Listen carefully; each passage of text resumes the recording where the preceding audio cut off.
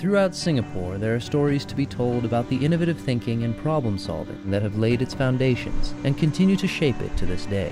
In building institutions, planning neighborhoods, and apportioning land resources, this is a nation that has always thought carefully about where it's headed.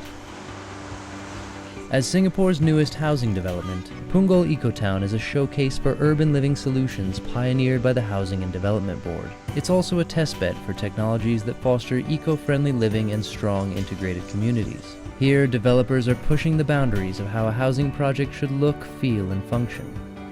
We have incorporated various new technologies and urban solutions to encourage a green living lifestyle for the residents. Within our limited land resources, we need to cater for a growing population. However, in doing so, we also do not wish to compromise the living environment for the residents. The Tree Lodge is an award-winning series of apartment blocks in Punggol. Here, the goal was to create a space that was both eco and people-friendly. Wind flow analysis was implemented in the construction to cool apartments naturally. Greenery and open space comprise common areas, while solar panels and special recycling chutes conserve energy and reduce waste. Across the road is the Punggol Waterway, a verdant park set along a man-made river that was completed last year, the result of a need to create a pipeline between two reservoirs.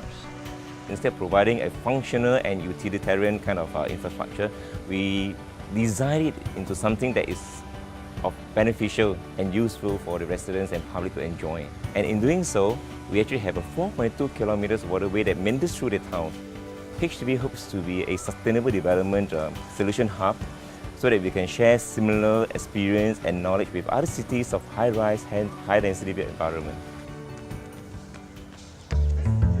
International Business School INSEAD launched its Asia campus in Singapore in 1999 and has quickly gained a reputation for excellence.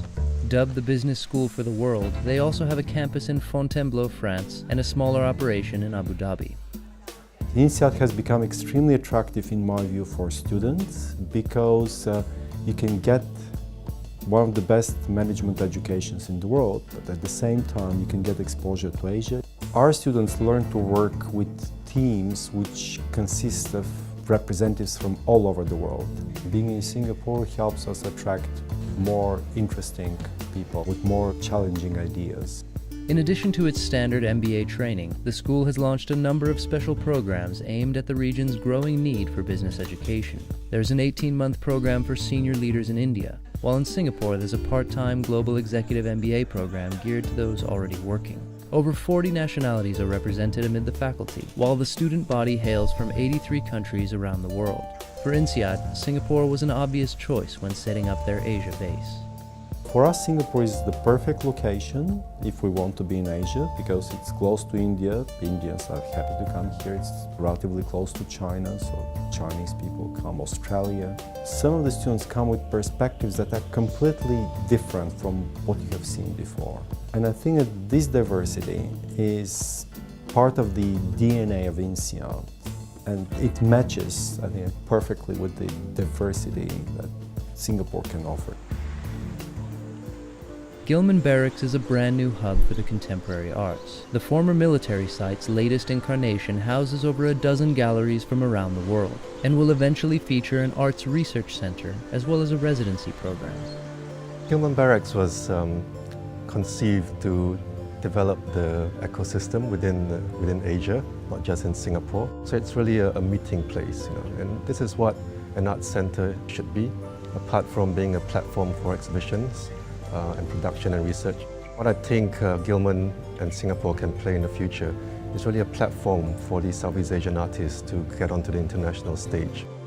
Gillman Barracks will have an important role in Singapore, bringing arts further to the forefront in a place more commonly associated with finance and technology, sectors that can actually help the arts to thrive.